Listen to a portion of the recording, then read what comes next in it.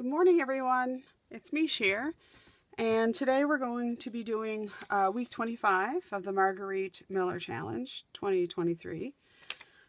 Before we begin, I just want to give a huge thank you to the people who've been subscribing. And if you like what you see, please give the thumbs up and subscribe. I want to give a particular shout out to a couple other people who are doing the challenge as well. And that's Barbie over at Nellie and Ruth Designs, and Marnel over at Miemie's Keepsakes. Right, so let's get started. Today the prompts are a piece of furniture, a doodle, something that makes sound in a pattern, an eating utensil, a list, and bonus is an illustration. You can hear Chester in the background. Right, so I will be working in my Moleskine journal as usual, and it is just thin paper, so I really can't do mixed media or add anything really dimensional. It is getting kind of fat already, which I kind of like, but I may have to go to a plan B as we're only coming up to halfway through the year. Right, so let's get started. As I usually do, I just start with putting down some background paper, and I'm using, if I can get it started, my Elmer's tape runner, which is ran out. So I always have another one on standby. I try not to add too much liquid to a sketch journal just because it's not like watercolor or thicker paper. And so I generally use a tape runner or just my Elmer's PVA glue. Any glue that you have would be fine. For something like this, you don't really need anything, too heavy, because you just don't. Right, so today I live in Nova Scotia, Canada, Halifax, Nova Scotia. And we had been having a lot of wildfires, but thankfully we've had rain for the past week or so, maybe week and a half. So people have been able to return to their homes. Unfortunately, very sadly, there was 151 people that lost their home, which just it doesn't even bear thinking. It's just too... It's too traumatic, and a lot of these people had no warning. They were basically told, get out now. So some people, it was a Sunday, they were out, on a drive, or, and they just couldn't return to their home. So, yeah, it's just hard. Oh, now I just ran out of that tape runner. My goodness, I should be better prepared when I start this, although I thought I was. So how are you guys enjoying the challenge so far? Is it stimulating you? Is it giving you inspiration? Okay, so I think I got down my background. So the first thing I want to put down is my an eating utensil. So I just kind of went with a knife and fork. I just got this out of some magazine. I think it was a local food magazine, just about what's going on in Halifax. So I'll just kind of stick that down there. And what else? I think I'm going to add that, just a little doily. I picked up this doily at my local, and I ripped it on the side, but it doesn't really matter because part of it's going to be hidden. At my local craft shop, and it is the Doodlebug Designs, and I think those are so sweet, and there's just really nice colors. I will try to link things in the description if I can find them. Right, so then the next thing is something that makes sound in a pattern. So I don't think this is a unique, I think a lot of people will probably be thinking about a clock or a watch, or but this comes from Vicky P. and her collection, and I absolutely love these clocks, so I couldn't resist. But I am going to do a little bit of a twist, so you need to stay tuned to find out more about that. Right, so then a piece of furniture. I chose a kitchen, maybe not a kitchen, an outdoor kitchen table and chair set. And I do like to try to pull my prompts together into a theme, which does make it maybe a little bit more difficult. But when I look back at my layouts, I just really like that. So my theme today is going to be a little brunch, summertime brunch with your family or friends out on your deck. So I just kind of wanted to pull things together kind of in that regard. So for my list, my list is a list of ingredients of how to make this hearty agave oatmeal. I have to admit I've never made it, so I can't tell you what the recipe would actually be like, but I thought that it would fit as far as something that you might serve at your brunch. I know in general I love oatmeal. I always have, so it's just so filling. So I'm leaving a little space in the back because I do like to have a tuck spot where I can put my prompt in later. So I'll stick that in after. Just before I lay that down though, just peel that up a little bit. I just wanted to put another little, pattern paper, background paper. I think it's the little things that kind of make your layout pop. I found this little banner in a Stampin' Up kit. Okay, so then I thought about an illustration. So I do like to try to get the bonuses. I think there's maybe only 1 week where I didn't use it. I can't remember, but so the bonus is an illustration. And I also like adding dimension if I can. And like I said previously, it's hard to put dimension in something like this unless I cut the binding and make the binding bigger. But for an illustration, I thought it would be cool to have sort of the inside of a clock. So this is what actually makes your ticking sound, is your gears as they make the hand go round and tick, tick. So I thought I'd make it so you could open it up and have some pretend directions. Now this is just a stamp that I used from the Tim Holtz Stampers Anonymous collection, the ledger stamp. So I just kind of stamped on that.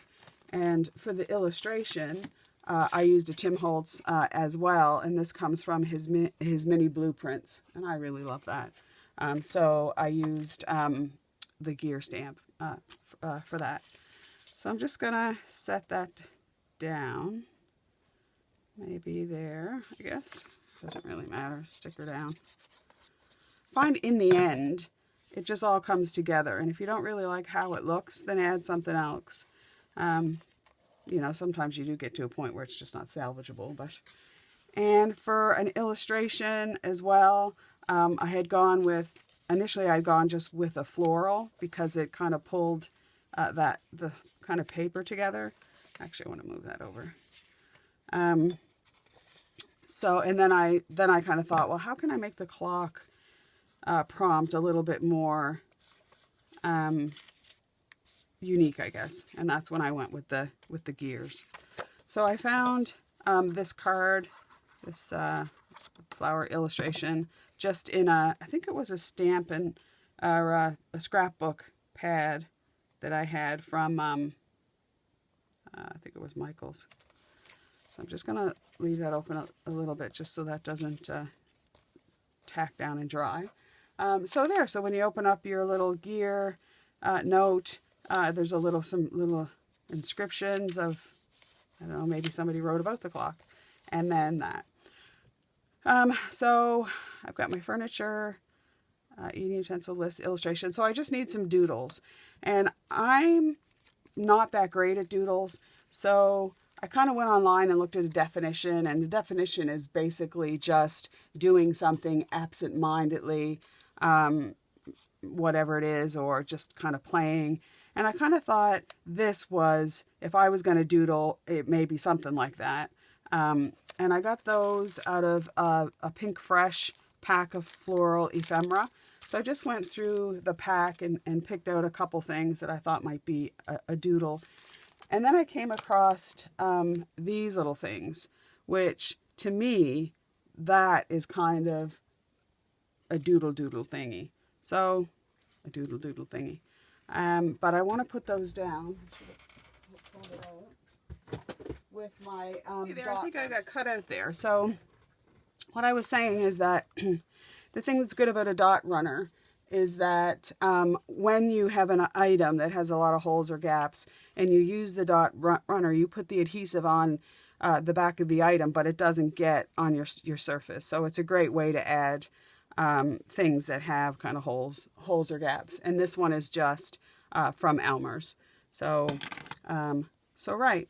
So then I like to do, you know, as a little bit of embellishing. And I was going to stick this somewhere just to add, but I don't think I will. So as far as the doodles go, I thought those would look good for the doodles, and then these little floral items. And I'm not going to adhere that side because I want to have that as a tuck spot. And I'm not really bothered if I cover some of this list of ingredients. So we'll just stick that down. And then I kind of thought maybe stick some greenery down just to add a little bit of rest for the eye so it's not kind of all peachy color. And then I had some other just little florals from that pack that I thought we could stick down somewhere on the page. That doesn't really look good. There's too much pink against that kind of coral red color.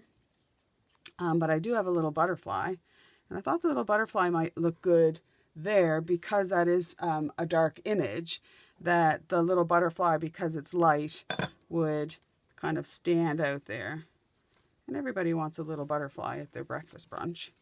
And then I had another one of those that I thought maybe, nope, don't like it. Sometimes you look at something in the monitor and you think, no, that doesn't work. What about that? Or tucking that in there? No, I don't like that either. Okay, so I've went away and tried to find the little thing that I was kind of thinking I would put there, and I couldn't find it as you can't sometimes in this craft room. But I do have a pack of stickers that I recently picked up just from Michael's, and the color scheme kind of fit this layout. So I thought that we could find something from here. And right on the first page, I kind of liked that, and I thought it was subtle and kind of blended in with that. So I was happy with that one. And then I just wanted a little something maybe here, but nothing really, really big. So again, I just went back to the pad, and I had found this little one, which I thought would work here with the spread. And I thought maybe I could kind of make it coming out of there. So I was happy with that. Because I decided with this one here, I usually do I sometimes do some stamping with a just doodle stamps, I guess, which might have been appropriate for this one. But I didn't really want to with this one, so I just want to use other things that I have, and I think I'm happy with that.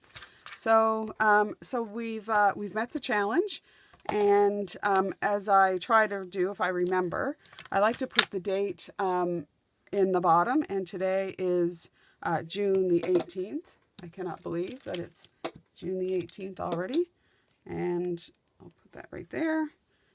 And that's that. So thanks for watching. I am enjoying this, and I'm enjoying your comments. And again, if you like what you see, give a thumbs up and subscribe. So thanks for watching, and we'll see you back for week 26. Hey everyone, so I've gone away. I thought I was filming again. I have a little bit of technical difficulties this morning, but